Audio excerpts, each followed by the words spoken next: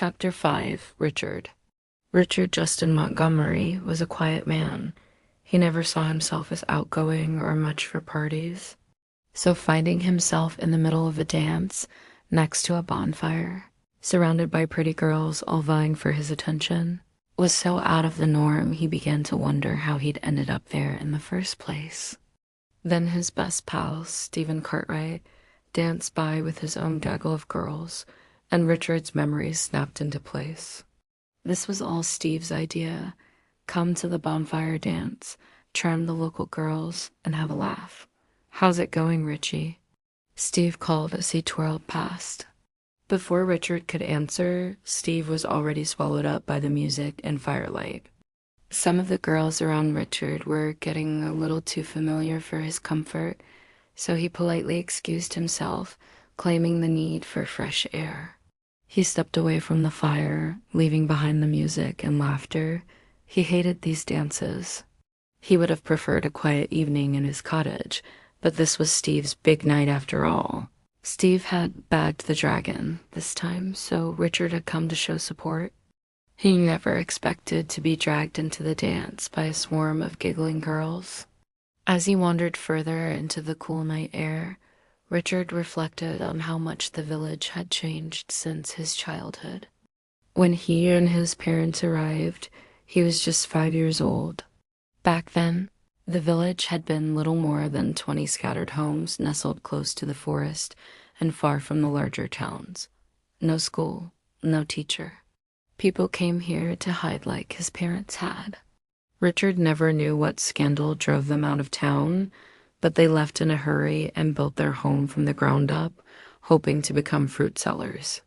His parents had died a few years ago, and Richard had been alone since, tending the garden and orchard, harvesting what he could manage by himself. Some of the fruit went to waste, but he made enough to live on.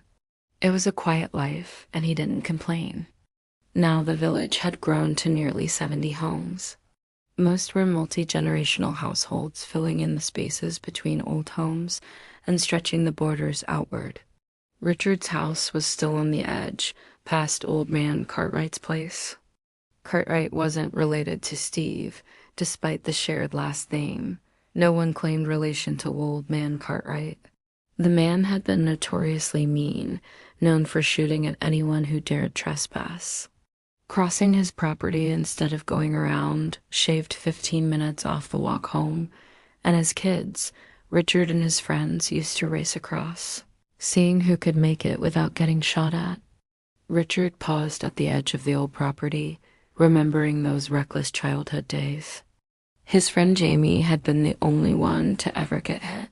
They were about 8 when the dog barked. Cartwright stormed out and fired his shotgun.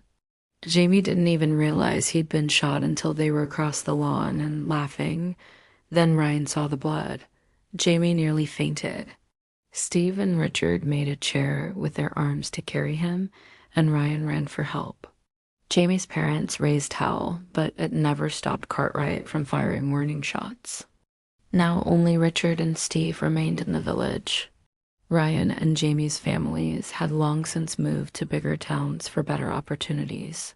Standing at the edge of the old Cartwright lawn, Richard could almost hear his friends' voices.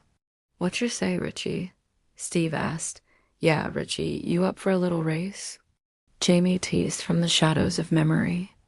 "I don't know, guys. This isn't a good idea," came Ryan's usual voice of caution. "If I get shot, Stevie, it's gonna be all your fault," Richard muttered aloud to no one, then broke into a sprint. As he passed the dark, empty house, he could practically hear the dog barking again and Cartwright's voice booming from inside. "If that's some nosy punk kids trespassing on my lawn, I'll shoot your damn ass faster than your papa can beat you. Where's my shotgun, Lacey?" The memory was so vivid he nearly turned around mid-run only to trip and fall just beyond the rosebush hedge. Sitting up and brushing himself off, Richard realized, of course, that Cartwright was long gone.